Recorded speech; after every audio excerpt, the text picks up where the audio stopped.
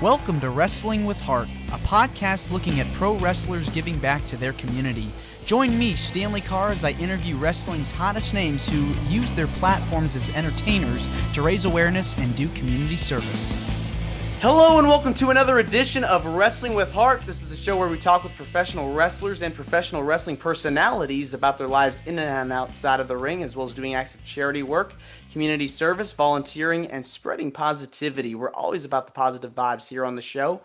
And I am so pleased to welcome back to the show former WWE Intercontinental Champion, former WCW Television Champion, the author of a brand new book, Bad to Good, the inspiring story of a wrestling wild man.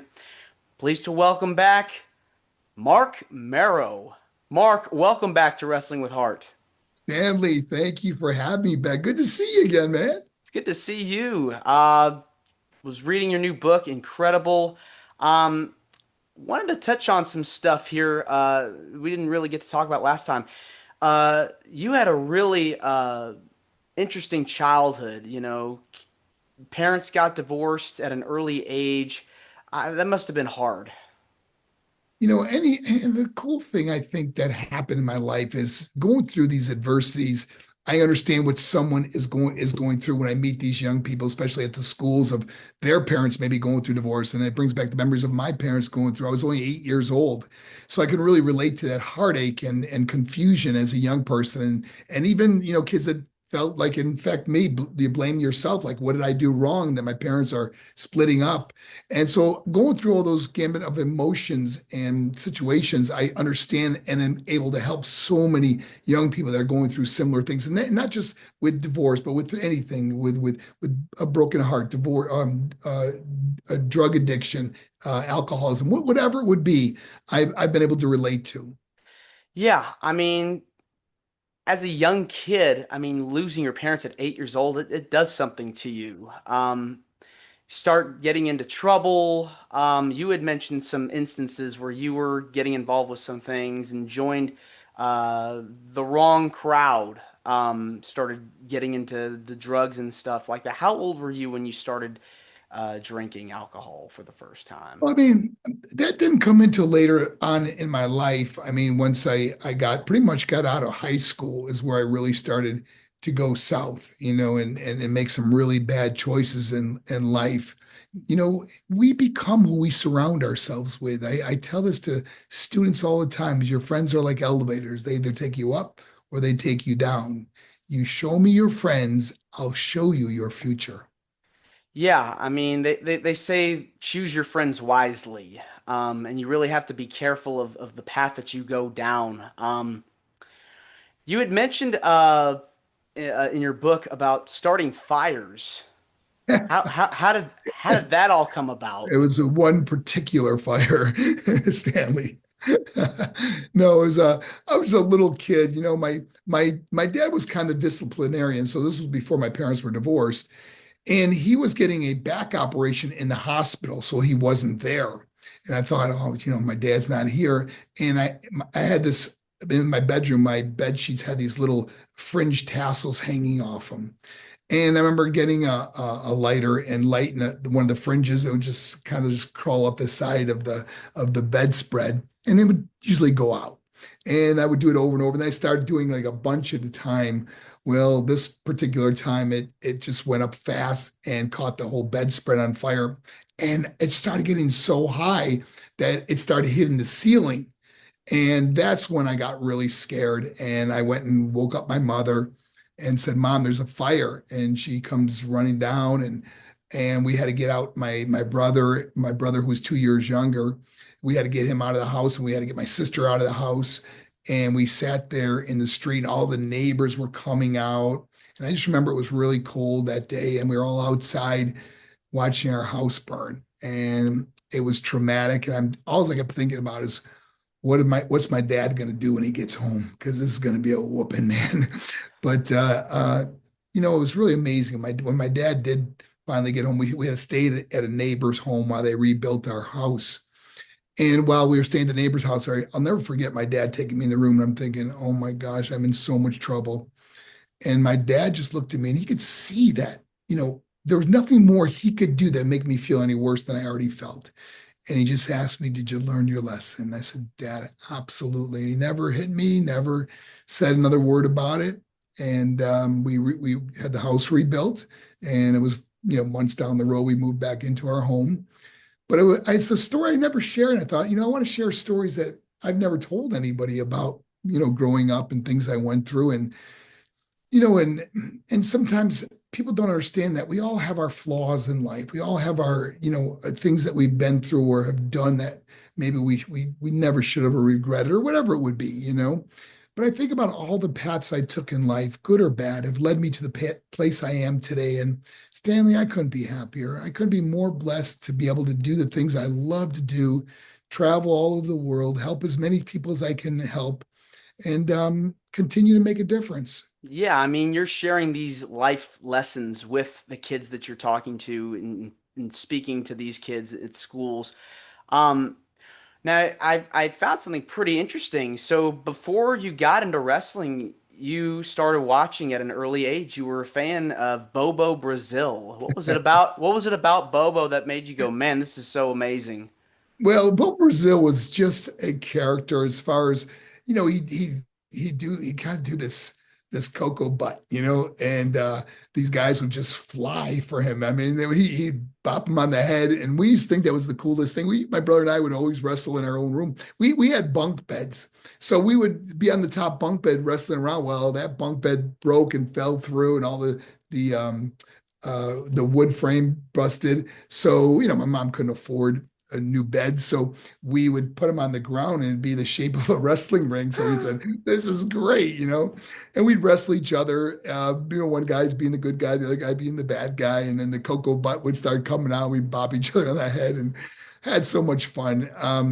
Well, anyways, but long story short, my dad got his tickets to come see at the Buffalo War Memorial Auditorium, and it was the main event was the Bobo Brazil, our hero, against the Sheik, the original Sheik.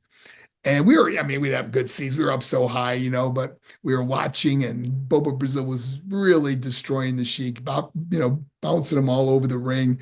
And then all of a sudden, the Sheik reached in his trunks and pulled out a pencil, and he started stabbing Bobo in the head. And I couldn't believe this was happening.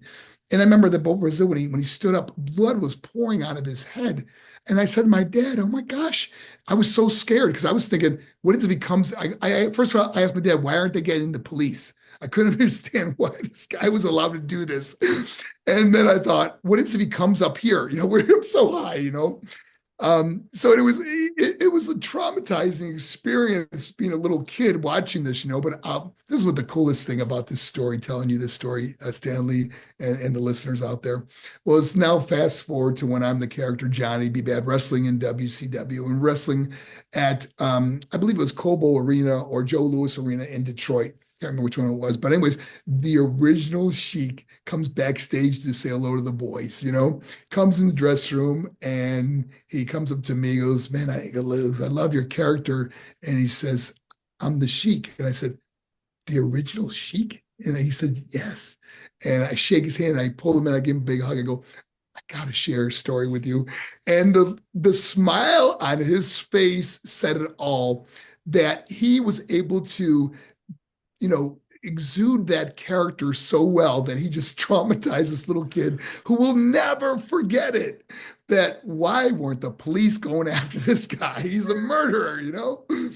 And those were some fun times. But just to get to meet him, before he obviously passed away, but to get to meet him and to know him, and what a joy that was, and what it was a joy to tell that story to Yeah, him. talk about a full circle moment, Yes. for sure. Now, you'd mentioned Johnny B. Bad. We talked about how the character kind of came about last time we spoke. Dusty Rhodes was very instrumental with that character, and you got paired up with Teddy Long as your manager. How did the two of you cross paths? I mean, obviously, I was very green, and Teddy was an experienced person in the business, so they put me with him to help with the talking and the points of what we wanted to come across until I learned on my own more and more. Remember, I signed my first contract in 1991. I only had a couple matches under my belt, independent matches, so I really was green. But working with Teddy was so much fun. I mean, we really started really taking this character to another level, with all our little catchphrases, the kiss that don't miss. I'm so outrageous, it's contagious. I don't sit down, I get down. And the list goes on and on. And we'd come up with, do the boxing things. He'd hold the hand mitts up for me. And then we always had it so the last thing was the left hook, and the hand would go flying off into the crowd. We just had a lot of fun. We'd be dancing in the ring to the music, and then that's why I became a fan favorite so quickly. And then they split Teddy and I up, which I wish we could have stayed together much longer. We were really killing it, having fun doing that. But the fans started really liking it, because then I started coming out with the bad blaster and the frisbees, and making my entrance was often much longer than my matches. So it was a lot of fun. Yeah, it's always amazing when you have these like flashy characters with some pretty cool entrances. Who came up with like the outfits and the costumes for the character? Well, Sandra Gray, who was very prominent, probably the best seamstress in wrestling history. Um, Before that, she just made clothes for kids that danced. And I remember we put an ad in the paper looking for someone that could make costumes. We wanted to really take it outrageous. And when Sandra met me, she came to my home and we sat down and we started drawing up, and she coming up with ideas, the capes and the robes and all these extravagant things that she was able to make. And so I was the first one that she made costumes for. Now she makes like Cody Rhodes's stuff and Roman Reigns and a bunch of the guys, top guys. She only works for a couple guys now, but me and her really had a lot of fun doing it. And she loved seeing her creations on television. And we just got more and more outrageous. Yeah, I mean, you're talking about some of the promos you were cutting, like that Muhammad Ali-esque kind of Yeah. rhymes. Those is so amazing, watching those back. You got to work with guys like Stone Cold when he was stunning Steve Austin, and also got to work with DDP and amongst many others. What was it like working with those guys? I was so blessed to be in wrestling when I was, because it was like the golden era of wrestling, the WCW days and the Attitude Era. And, wrestling the top guys, I'm talking about Sting and Ric Flair and Stone Cold and Undertaker and Triple H and DDP, and the list goes on and on. Steve Regal, when I won my first title from him. There's so many great wrestlers that I was blessed to be able to be in the ring with. And, it's something like wrestling. Like, I'll give you an example of wrestling a guy like Stone Cold Steve Austin. When, he was stunning Steve in WCW, we wrestled hundreds of times, because we wrestled in not only WCW for the US title over and over, or WCW television title or whatever it was. And then, of course, both jumping ship to WWE, and then wrestling for the Intercontinental title. And, just so many memories of guys like that. And Triple H, being on the road with him, because we were both in WCW and WWE together. So another guy with hundreds of matches. DDP, I can't tell you how many pay-per-views we opened against each other. And one of my closest friends. I mean, we both live about 20 minutes apart here in Atlanta. And so, I just looking back on my career and said, wow, what a great time to be in this industry. Because you had the Monday Night Wars too. People are flipping back and forth, and you hope that your segment really pulls in the viewers. And working with Sable back then, being the bad guy, really got high marks, and a lot of people wanted to see that, because she was always going to one up me, no matter what I did to her. Yeah, definitely one of the hottest periods in wrestling history was the Attitude Era, and you left WCW for WWE. I want to talk about the Wildman character because that's such a departure from Johnny B. Bad. Whose idea was it coming up with that character? Well, what happened was, I think Vince really thought we could do something like Johnny B. Bad-esque, and but they realized there were so many lawsuits going back and forth, because guys were jumping ship and all kinds of things were happening between WWE and WCW. So we had to go a completely different direction. And I'll never forget when I went to they had a meeting where they flew me in, me and my ex-wife, Sable. They flew us in, and the meeting was to discuss my new character, or what they were going to have me do. And they had drawings made and everything. And I'll never forget, Vince McMahon goes, "What do you think of Wild Man, Marc Mero?" And I'm thinking, okay, so they're going to use my real name.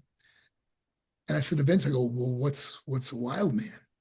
He goes, can you do a Tarzan yell? And I don't have a very strong voice. It gets really crackly when I start speaking loud. And I said, no, I don't think I can do a Tarzan yell, you know?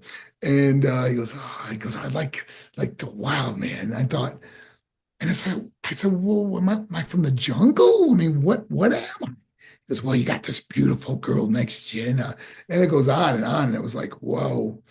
Anyways, that was my character. And I think that I never really connected with it. And Johnny B. Bad was such a fun character because it was so opposite of who I really was. So it was like playing this character every day, where Wildman was kind of, in a sense, kind of like me, but it was different, and it was like hard to play it and to connect with it, I guess you'd say. And the fans never really connected with it, and especially when you're walking out there on your debut and you got this beautiful girl in your arms. Who are they going to look at? It's from our demographics are like 18 to 24, and you got these young men, and you see this beautiful woman. Who are they going to look at or cheer for? So it really turned out well, though, the way it all worked out, because then when I became a bad guy, it was the hottest thing going because of me going against her, but her always, coming out on top and giving the fans what they want. Yeah, I mean, the Attitude Era really had such an incredible impact on professional wrestling. People still talk about it to this day. Your feud with Sable was one of those rivalries that people still remember. And did you help Sable train to become a wrestler? It was one of those things where she was so popular, they wanted to see her wrestle. And, she agreed to it, but she didn't know how to take bumps. I mean, she never did anything like this. She's kind of a fragile girl in a sense that, she's not going to take bumps and hurt herself. She didn't want to do that, but she agreed to do it. And we taught her a few moves, and she's very athletic. I mean, she'd learned, the Sable bomb, she did the wild thing off the top rope, or not the wild thing, the Steiner, Frankensteiner off the top rope.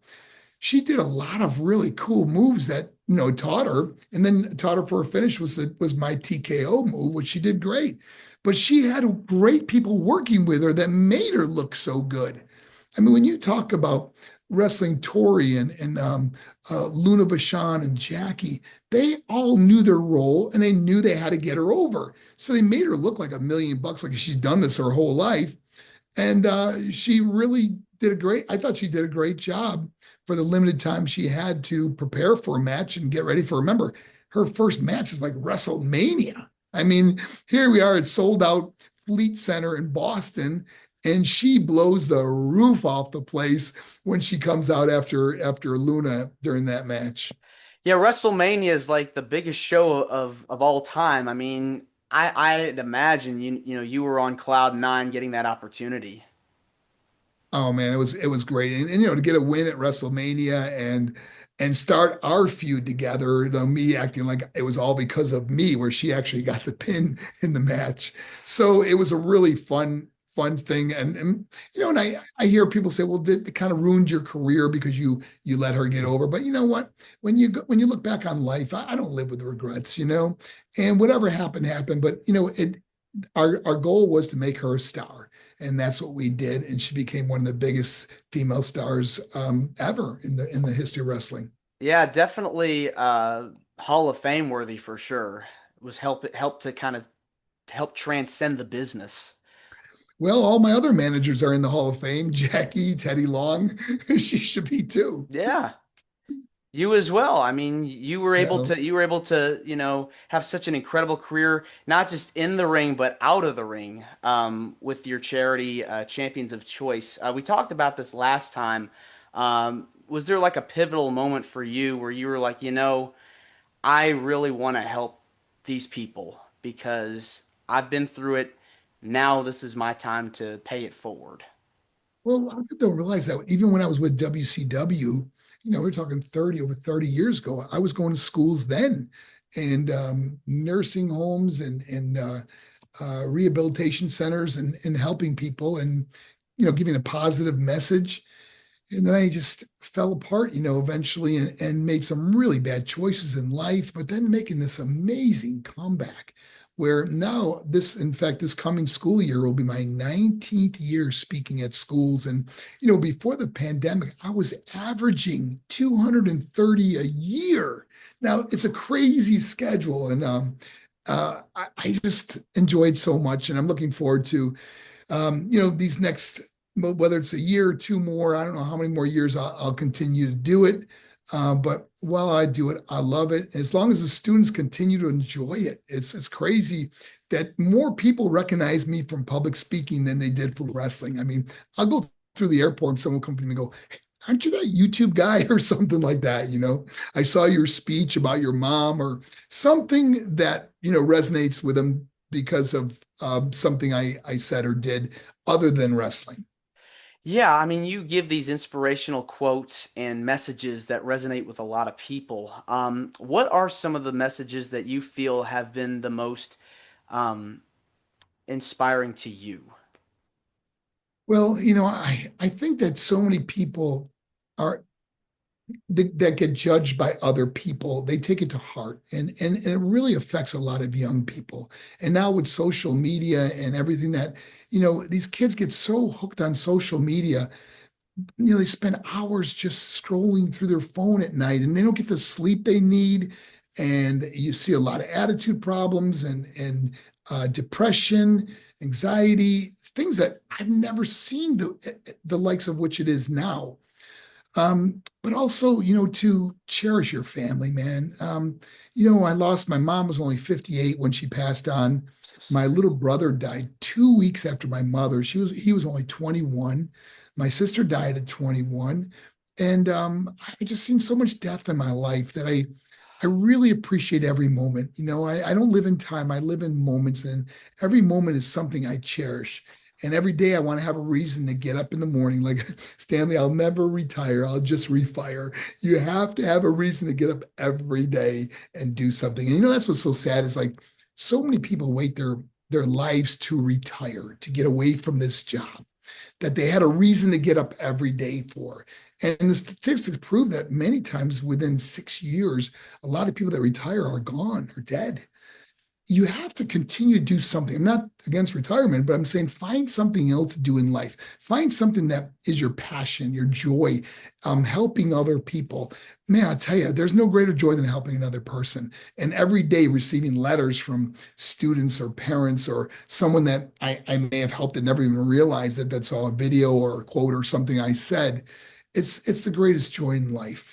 Definitely. I love that phrase refire instead of Yeah. retire. Definitely is like a big motivational tool. Mark, for you, what's like your go-to in terms of getting over something, whether it's feeling depressed or sad? Some people like listening to music or going to the gym. Do you have something that keeps you going as far as like getting out of that space? Well, first and foremost, it's my faith in the Lord Jesus Christ. I really have given my life to Christ, and I just want to be an example. I want His love and light to shine through me in some way. And it's funny because anyone that really knows me goes, "You're always in a good mood." And that's like the best compliment you can get is this for someone to say that. I don't, you know, relish or talk about my problems or what problems do I have? I'm blessed in life, and I think about the minute things that I may have gone through or whatever. And I see people that are losing their job or going through divorce, or I can't imagine their heartache. And I think I'm just blessed, and I want to continue to do what I do. But I think faith is so important, but also surrounding yourself with other positive people. Like I love getting with DDP. I mean, gosh, we out positive each other.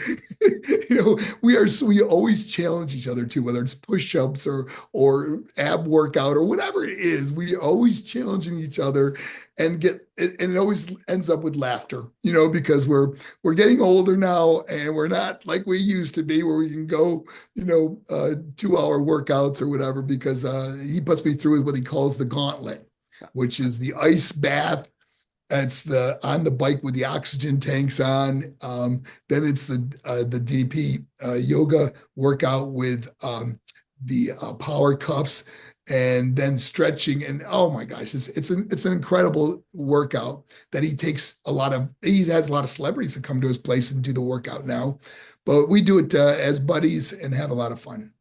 Yeah, it's always good to have those moments where you're with your friends and you're constantly like betting on yourself and challenging yourself to do different things. It just makes us feel good and our bodies feel good whenever you're doing these things and exercising and working out because it gets you out of that comfort zone.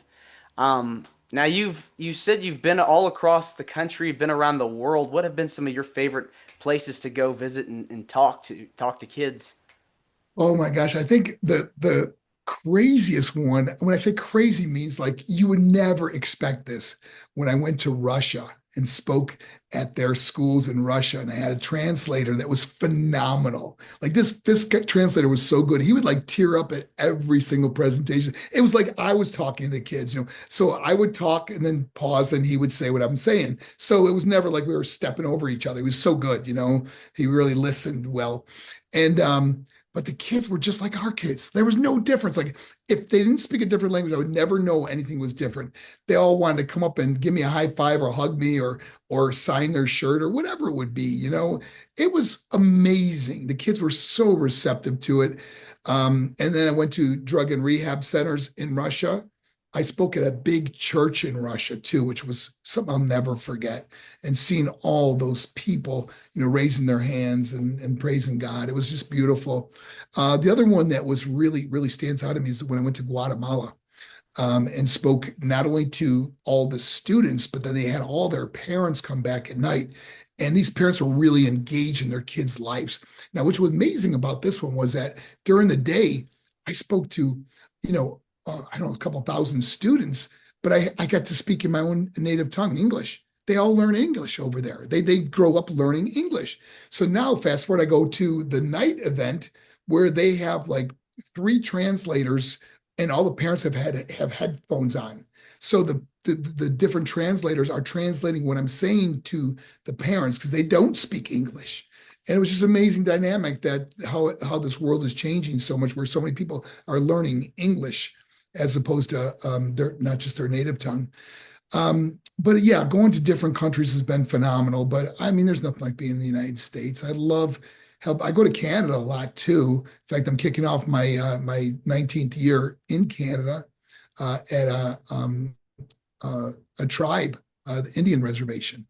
And I love doing those also because we're seeing a lot of issues with Indian reservations with young people that are getting involved in alcohol and drugs at a very young age. So we hope to make a difference there. Yeah, it's so fascinating to be able to speak to so many people across the world and really help them, lift them up whenever they're feeling, you know, down and they're struggling, inspiration, giving them motivation to change their life for the better. And you put out your new book, Bad to Good. Yes, Talk to I me got it, about, got it right here. I tell you, yeah. it's done absolutely phenomenal. One of the best sellers on Amazon. And I got to thank my co-writer Ben Veal. I had such a great time with Ben writing this book. And now, as you know, Ben lives in England, so we would do Zoom calls and we do hours at a time. And just I would share stories with him, and he would take those stories and make them jump off the pages. I mean, he was just such a great writer, and it turned out to be a great friend. And we've done very well. And it's a fairly thick book. I mean, it's like almost 400 pages, and it's some crazy stories. I said, you know what? I'm going to share some stories that people would never know about me through drug trafficking and making some really bad choices to overcoming addiction, overcoming depression, anxiety, all these things that I went through in my life to coming to a place where I wanted to end it all and then rebounding and making the most incredible comeback in life. And if I can do it, anyone else out there can do this, man. I'm telling you, it's just don't give up. Just don't give up. Crawl, walk, then run, man. Exactly. It's baby steps. Take those baby steps and then work your way up, and then you get to where you need to be. Now, do you have a specific chapter, favorite chapter of the book that you got to write?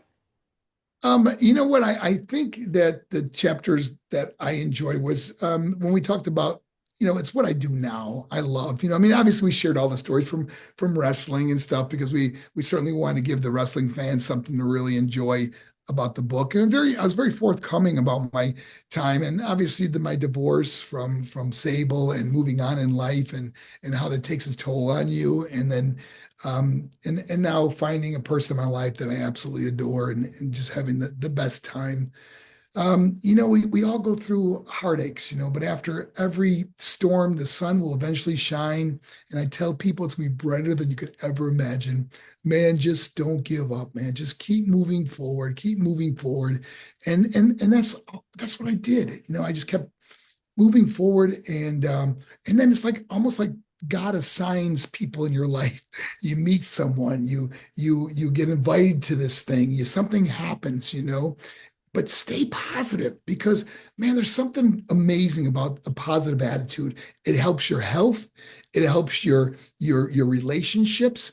I mean, who wants to be around a miserable person that's always talking about someone else or they hate this or they hate themselves or whatever, I just love being positive. I love lifting other people up, man. We all rise together. Exactly. Now, what's the most rewarding feeling about helping others and speaking to schools and writing the book? I think getting the letters, man. We've gotten so many letters from writing this book that it's just like speaking at a school. When I go to schools, I often get, gosh, well over 100 messages from students through social media platforms. But this particular book, we've been getting some great reviews. I mean, I haven't even seen a bad review about the book. It's just been incredible. But that's one of my favorite things, and knowing that something I said helped someone or even maybe save their life. It's the greatest feeling in the world to know that God could use me, someone that was given up and then just made this amazing comeback. And I realized that, man, it's not as hard as people think it is. It takes determination. It takes surround yourself with others, positive people, man. Get rid of the negative people, man. We become who we surround ourselves. Even in the Bible, I mean, years ago, God said this. He said, 1 Corinthians 15:33, it says, don't be misled. Bad company corrupts good character. And that is so true. Yeah, I mean, I think helping others just goes a long way. Being kind to strangers really makes a difference because you just never know what somebody's going through in their life, and they could use Yes. that helping hand. Well, Mark, I just want to say thank you so much for coming back to Wrestling with Heart. It means a lot to me and to my listeners and viewers that are watching this on YouTube. Where can people find out more about how you can get the book, as well as your social media and your champions of Yeah, choice? please pick up your copy of the book. You just go to Amazon.com and type in Marc Mero, and it's bad, BADD to good. And I think you'll really enjoy reading it, and especially if you're going through some adversity in life, a broken heart, a divorce, a loss of a loved one. It's all in there. So, and then of course, follow me on social media. Just type in my name, Marc Mero. You'll find me. I'm on Facebook, Twitter, Instagram, X or X. What's the other ones? Instagram, uh, TikTok. I'm all over the place. So check it out. I got a lot of videos out there, and would love to hear from you. I often write back people that write to me. So if you want to reach out to me, I'd love to hear from you. I would love to. This book's incredible. If you haven't read it already, go check it out. This book is inspiring and it's got some great stuff in there. So go check out Bad to Good. Mark, thanks again, and you're more than welcome to come back. We'll do a part 3. Thank you, Stanley. You do a great job, man. It's always fun to talk to you. It's just all we do is have conversation, and you're the top. Thanks, man. I appreciate it. Take care. All right. This is Wrestling with Heart. I hope you found this podcast to be informative and entertaining. If you did, please hit the subscribe button and look out for the next edition.